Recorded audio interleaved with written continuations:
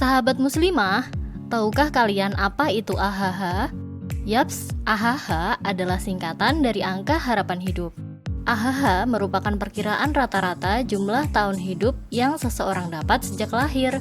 AHH dapat digunakan sebagai metrik untuk mengukur kesehatan suatu daerah. Mirisnya, dari hasil survei Good Start, jumlah AHH terendah di Pulau Jawa mayoritas ada di wilayah Banten, sahabat muslimah. Ya Allah, bagaimana tanggapan warga atas permasalahan ini? Mari kita simak wawancaranya. Apa yang Anda ketahui tentang AHH atau angka harapan hidup? Kalau yang saya ketahui sih mengenai angka harapan hidup, seberapa besar seseorang tersebut itu bisa bisa hidup atau berkembang di kehidupannya sih, kayak gitu. Kalau menurut saya sih kayak lamanya hidup seorang manusia gitu loh, dari cara dia menjaga kesehatannya atau bagaimana kegiatan dia sehari-hari kayak gitu sih. Ya, jadi angka harapan hidup itu biasanya bisa dilihat dari berapa lama hidup seseorang gitu. Kalau aku dari namanya ya harapan, mungkin kayak semangat seseorang itu untuk hidup gitu. Dari hasil survei Good Stats, jumlah AHH terendah di Pulau Jawa mayoritas berada di wilayah Banten. Bagaimana perasaan Anda? Kalau dari saya sih ya lumayan ternyata miris ya, agak miris gitu karena hidup seseorang emang ini ya harusnya bisa bertahan lama gitu ya untuk menjalani kehidupan gitu ya, menjalani semangat hidup. Mungkin ya lumayan sedih. Mungkin agak sedikit sedih kali ya terkait itu. Sangat shock sekali sih. Padahal kan di Banten nih kalau dari segi ekonomi gitu ya, di bidang sektor industri kan otomatis kan di sini tuh kan sangat besar.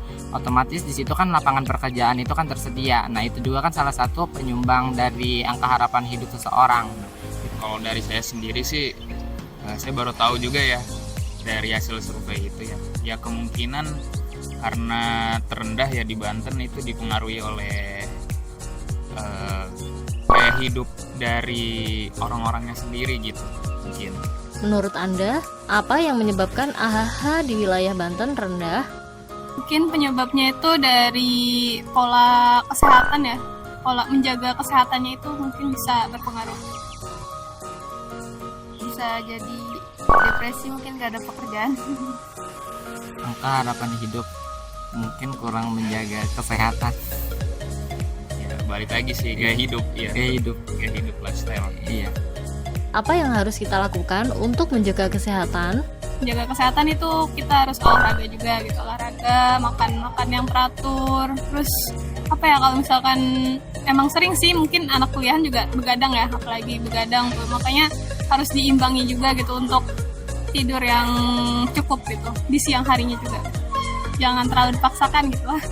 Yang pertama sih dari pola makannya mungkin ya kalau dari aku, jadi apa yang dimakan itu bisa mempengaruhi kesehatannya itu. Biasanya sih harusnya sih ada penyuluhan ke masyarakat gitu mengenai tentang kesehatan seperti itu. Untuk menjaga kesehatan ya paling rajin olahraga, terus jaga pola tidur, pola makan.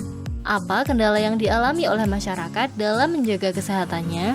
Oh, dari saya sih tadi kan kesehatan ya poin. Apa itu olahraga poinnya. Nah, itu olahraga mungkin bisa jadi PR gitu ya, jadi PR untuk masyarakat di sini gitu. Mungkin olahraga tuh masih jarang gitu. Sekarang apalagi kayak dikit mau ke tempat yang jaraknya deket itu pakai motor aja gitu. Kenapa nggak jalan gitu ya buat olahraga? Setidaknya jalan itu menjadi aktivitas ya, menjadi gerak. Maksudnya tubuhnya tuh gerak gitu, tubuh kita gerak gitu. Makanya harus ditingkatkan lagi sih olahraganya gitu. Mungkin saat ini tuh makanan yang sehat itu cukup susah juga dicarinya gitu. Lagi banyak makanan-makanan yang mengandung pengawet juga ya. Aku itu sih. Apa harapan Anda kepada pemerintah terkait dengan kesehatan warga negara? Oke, harapannya tuh semoga dari adanya survei terutama di Banten yang angka kehidupannya ini relatif rendah gitu, semoga ada penyuluhan lah ke masyarakat. Mudah-mudahan pemerintah gitu lebih aware gitu tentang kesehatan dari masyarakatnya nih, terutama yang di Banten karena memang terendah ya. Jadi emang harus ngadain kayak penyuluhan tentang kesehatan atau gerakan kesehatan lah gitu dari Kementerian Kesehatannya sendiri gitu. Harapannya semoga pemerintah bisa banyak fasilitas gitu ya, apalagi yang terkait olahraga juga gitu. Terus dari makanan juga ya. Ya mungkin dari makanan apa ya, bisa dicek lagi gitu ya terkait makanan-makanan yang beredar. Mungkin bisa diadakan subsidi makanan sehat mungkin. Tidak dimungkiri, untuk memiliki kesehatan yang prima di zaman ini memang susah, sahabat muslimah. Bagaimana Islam menyelesaikan permasalahan ini? Mari kita simak penjelasan Ustazah. Jangan lupa like, komen, dan share seluas-luasnya. Sahabat muslimah, siapa yang tidak mau punya umur panjang? Wah, retorik banget ya. Tahukah kita, menurut penilaian WHO, faktor yang meningkatkan AHH atau angka harapan hidup seseorang di suatu wilayah adalah lingkungan, kesehatan, dan kesejahteraan.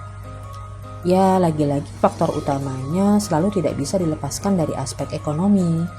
Tidak bisa dipungkiri, krisis ekonomi mengantarkan kepada sulitnya rakyat mengakses layanan kesehatan yang menjadi salah satu faktor hidup sejahtera. Apalagi jika lingkungan tempat kita tinggal tidak mendukung terciptanya kehidupan yang nyaman dan tentram. Artinya, harapan hidup seseorang tidak bisa hanya bergantung pada faktor-faktor ekonomi. Bahkan bukan cuma sebatas terpenuhinya kebutuhan bersifat materi dan terpenuhinya kepuasan jasadiah. Apakah orang kaya akan nyaman dan merasa bahagia hidupnya jika semakin banyak pelaku kejahatan berkeliaran? Peradaban ala kapitalisme sangat mengunggulkan pada pembangunan bersifat fisik, tapi kapitalisme lalai membangun peradaban yang bersifat non-fisik. Sehat dan sejahtera dalam pandangan kapitalisme tak jauh-jauh dari sebatas apa yang nampak dari luar. Kapitalisme melenakan manusia dengan ukuran-ukuran kesejahteraan dan kebahagiaan semu.